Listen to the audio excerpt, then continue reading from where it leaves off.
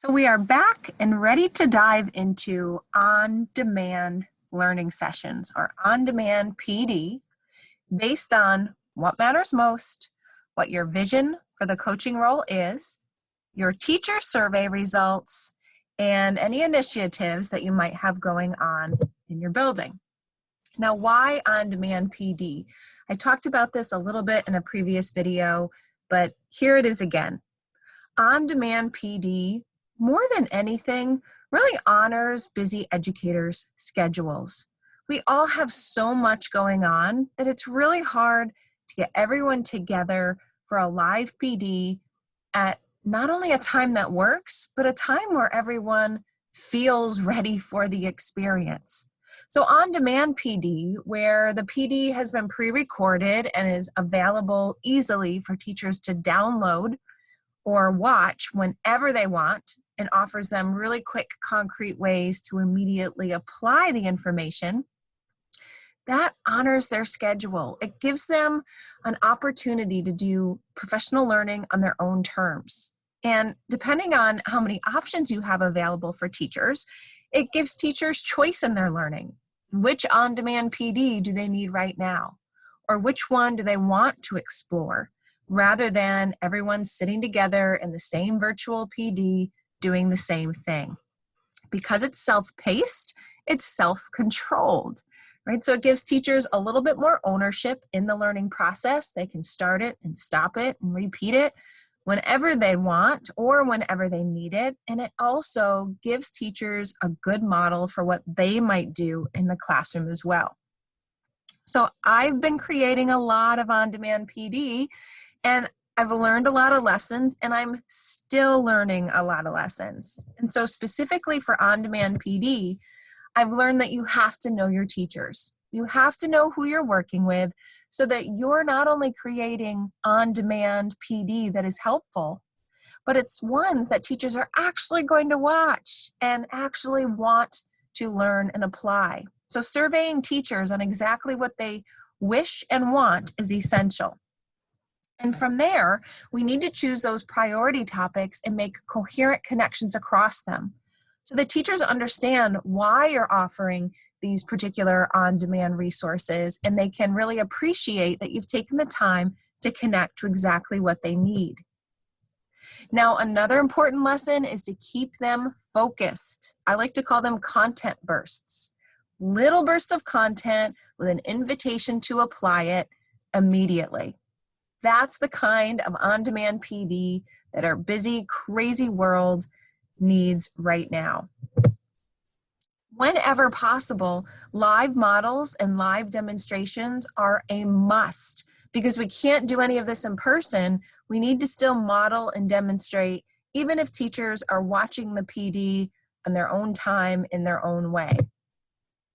We need to still opportunities to invite engagement and make learning visible, no matter when or where the teachers are engaging in the content, which goes back to the need for that hub or that launching pad to pull all of these PDs together so they're in a really easily accessible library for teachers to get their hands on. So some of these lessons are things that we need to do before we create the PD. Some of them are lessons for actually creating the on-demand PD. And then one lesson for what you need to make sure you have in place for after the PD so that teachers can easily access them and easily reflect and contact you and hopefully share their learning too. So we are definitely under chronic stress in this period of everything. Right? And so there's research that shows chronic stress affects the way we work. We're not able to concentrate in the same way. We're not able to multitask in the same way or switch gears like we might have before. Now, I'd argue that educators are really, really good at doing this, and we are, but it's not necessarily fueling us. It's not serving us well. And so when we think about PD, especially on-demand PD, we have to think about this research. These videos should be as short as possible with the burst of important content they need and an invitation to try something right away and then connect with you to celebrate. And so I like to take my cue from students. And Gravity Goldberg, if you're not following Gravity, you need to go find her on social media. Her and her team are doing some amazing work. And she offered a 3-slide template for offering mini lessons to students during virtual instruction. And I think this 3-slide template works just as well for teachers. But here it is for students. And this is whether it's on demand or live, just 3 slides to keep things focused and moving along. On the first slide, you name the teaching point of what you want to teach the student that day. The second slide, you model it somehow. Maybe you're doing something in Google Docs. Maybe you have a Jamboard. Maybe you have an annotation tool and you're modeling. However it works, you model the work for the students. And then on the third slide, you invite them to have a go at that very skill and try it somehow in their reading, in their writing, or whatever your mini lesson is focused on. Now, I've tried this 3-slide template with students and it works. I really, really enjoy it. And so I've kind of created the same kind of structure for PD. So in terms of the time, I just have a couple simple rules of thumb here. Is it thumb? Is it thumbs? I have a few guidelines for you to think about. Some of your on-demand PDs might be what I call try this tomorrow PDs.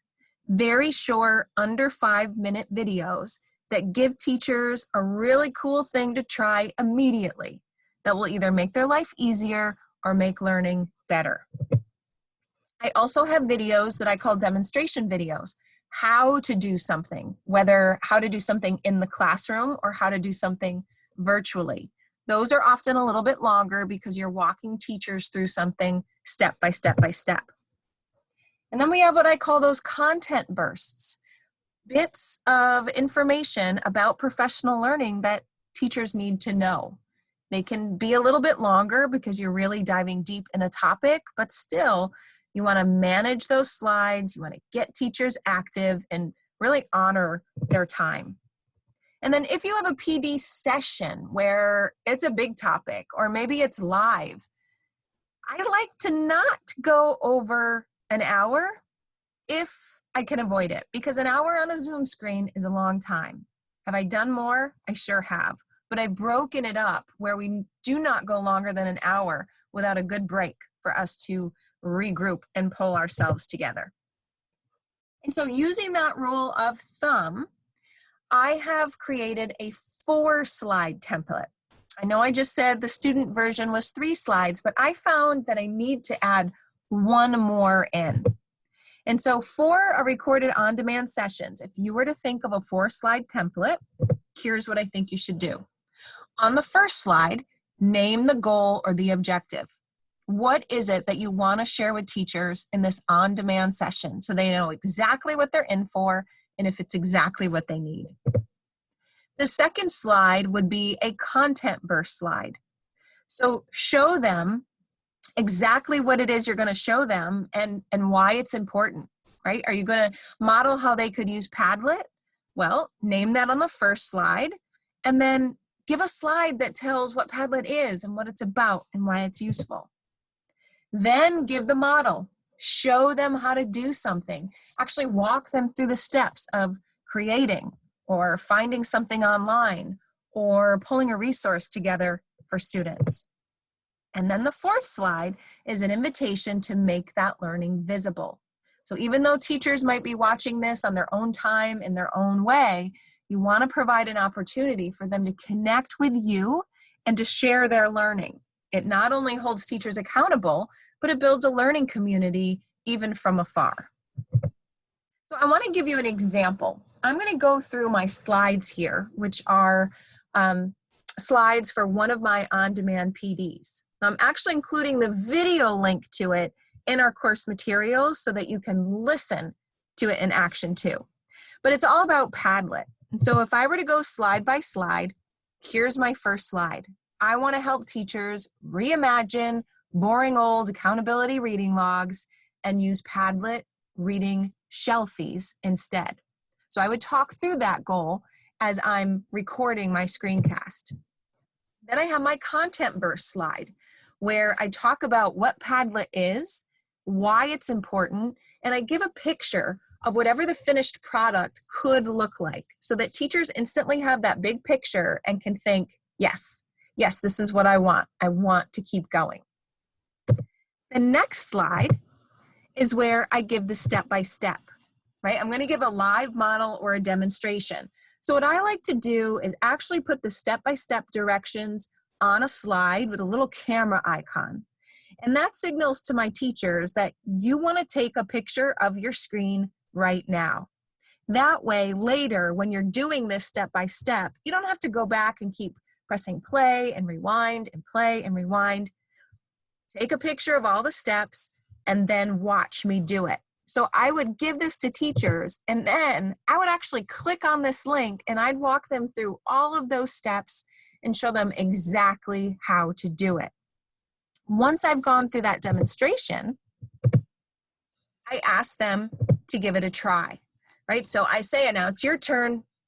Open up a tab with the video, rewind the video and play the directions, or get out the picture you took a camera with, try each step, do what you need to do, and then share it with me to celebrate. Now, the sharing could be a simple email to have the teachers email their products so that they can celebrate with you.